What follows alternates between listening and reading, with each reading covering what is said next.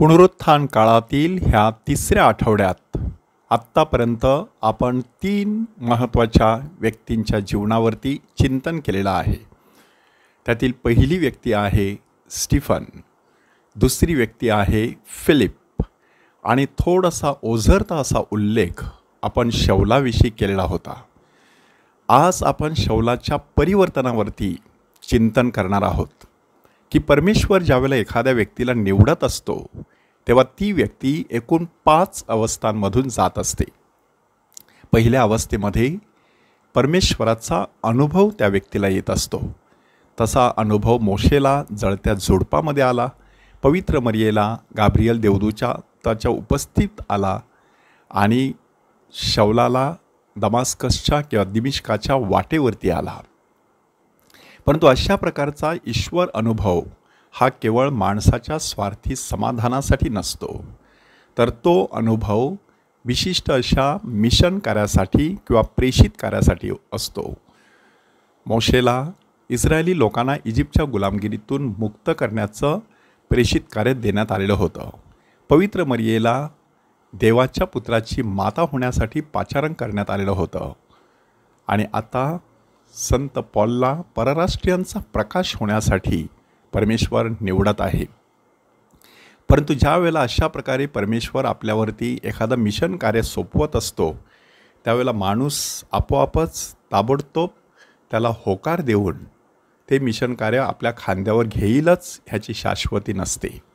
कारण माणसाचं शरीर, माणसाचं मन, माणसाचे विचार ह्या प्रेषित कार्याच्या विरुद्ध असण्याची शक्यता आहे. माणसाला असं वाटण्याची शक्यता आहे की एवढं मोठं उदात्त असं प्रेषित कार्य मी कसं काय करू शकेन, आणि म्हणूनच अपात्रता, अकार्यक्षमता, असमर्थता अशा व्यक्ती व्यक्त करत असतात. मोशेने सांगितलं की मी जिभेचा जड आहे. पवित्र मरियेने सांगितलं की मला पुरुष ठाऊक नाही. आणि संत पॉल किंवा शौलाविषयी हन्न्या नावाच्या माणसाने सांगितलं की प्रभूजी, ह्या माणसाने तुझ्या लोकांचे किती वाईट केले आहे हे तुला ठाऊक आहे, आणि आत्तासुद्धा तो आपल्या लोकांना पकडून नेण्यासाठी आलेला होता.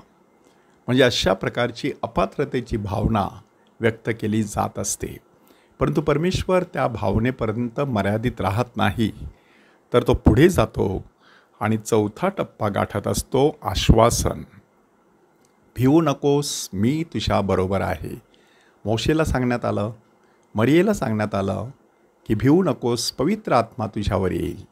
तसाच हन्न्याला देखील सांगण्यात आलं, भिवू नकोस, राजे आणि अधिकारी ह्यांच्यापुढे माझी सुवार्ता घेऊन जाण्यासाठी ते माझं निवडलेलं पात्र आहे.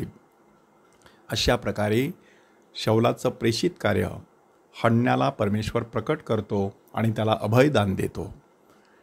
परंतु केवळ आश्वासन दिलं म्हणून माणूस ताबडतोब आपल्या प्रेषित कार्यावरती निघून जाईल ह्याची गॅरंटी नसते.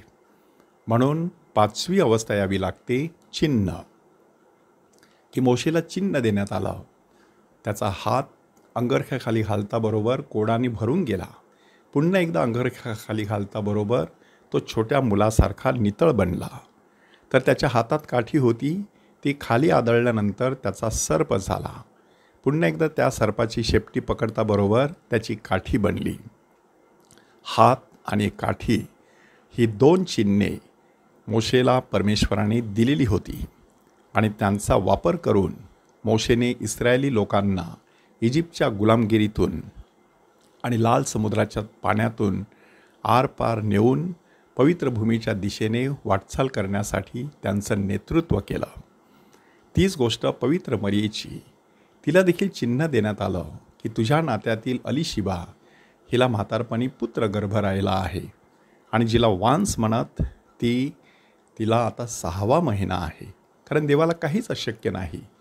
आणि मरिया ताबडतोब उत्तर देते, पहा, मी प्रभूची दासी आहे, आपण सांगितल्याप्रमाणे माझ्या बाबतीत घडून येऊ.